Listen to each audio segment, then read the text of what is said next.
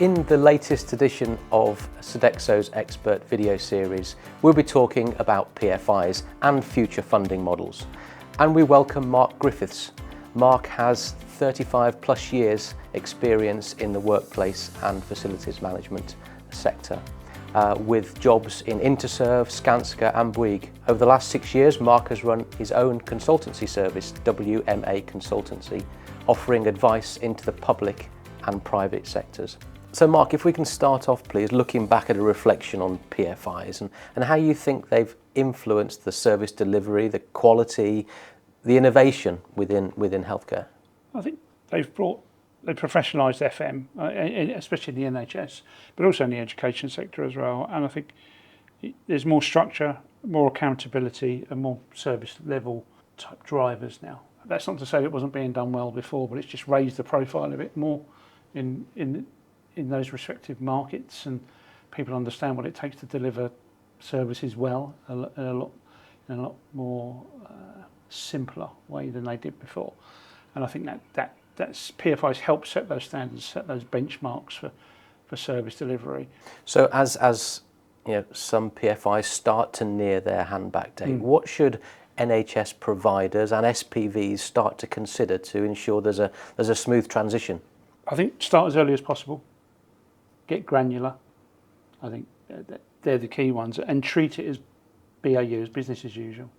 I think so many people, they listen to the guidance that's out there, 7 years to come. Oh, we'll worry about that when it's T-7 years. Right. I think that's slightly flawed. Everybody needs to approach this as being a natural part of the process, because it is. It's there in the contract. It says to do this. We've seen quite often people are caught out by this coming over the horizon, and all of a sudden, I need 7 years to get ready. Because if you're doing the things that are laid out effectively and efficiently, and this is everybody in the process, then you're going to be prepared for that. And that involves robust contract management by all parties, whether it's the FM providers, the SPVs, or the NHS trusts. Everybody understands where they are, and if you can coordinate that to a certain extent, everyone will have a different style of doing that. If you can coordinate that, that's going to help hugely in making that as smooth and friction-free, is a favourite phrase of mine, as possible when you're coming to that point. And what about the likes of Sodexo? What about private partners in that process? What role do they have? I think it's about partnership. I think in the short term, people like you've got those skilled resources and suppliers that can really help deliver change, but then you've also got that longer term view of what can be done and done differently. And I think that's the key one. It's that flexibility now. Customer is king. I think that's paramount, but there's also a framework to these things. And when you strip it down to the brass tacks, there's some very core deliverables there. And everybody needs to be joined up in where they go with that. But the providers, as we describe them, they're key to it. You're setting the standards. You're showing the quality of what you're delivering day on day, week on week, and there will be very clear measures in place to achieve that. But also, over time, don't be adverse to adapting those and changing those. I think that's sometimes the part the sector gets wrong. Sure. That that's what we've signed, and we'll do that for the next 25 years. What other industry would you do that in? And as we know, not only new hospital bills, but the ageing NHS estate, which is constantly needing maintenance.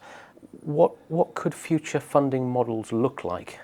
I think it's difficult to pin a tail on that one at the moment. I think a lot, given the timing of where we are, as you and I have discussed, I think it's the next budget will probably dictate where we go. There's lots of speculation that might be like a similar to the mutual investment model that's used in Wales, that might be something there akin to that will be used in the future. But I think if you take it back to the basics, PFI's out. I don't think it will be called PFI in whatever form it may take in the future.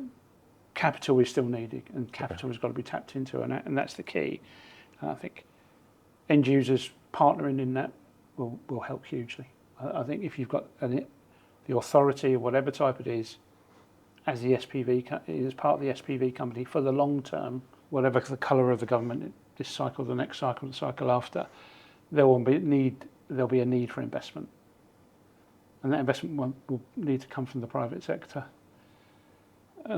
Having that aligned with good informed clients that know what they want and how they're going to deliver it is a natural way for that collaboration to work a lot more effectively. And I guess part of that, obviously the 10-year plan has just been released, and there are some big ambitions within that, particularly around the move to more neighbourhood care and digital transformation.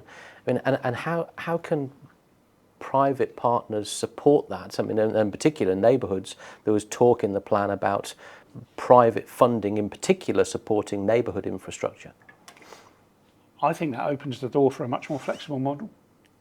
I think by the very nature of what's being proposed there, and I think time will tell where it goes, but I think what community is actually defined like might spread out to be something bigger than what we think at the moment. But there's some real innovative stuff that's already happening now in a real community on a neighbourhood-based diagnostics that are out there now. So there was a recent change in the planning law a couple of years ago that allowed the adaptation of retail space to be a lot more readily done. So you are now getting retail space in shopping centres becoming diagnostic centres and the like that are NHS operated.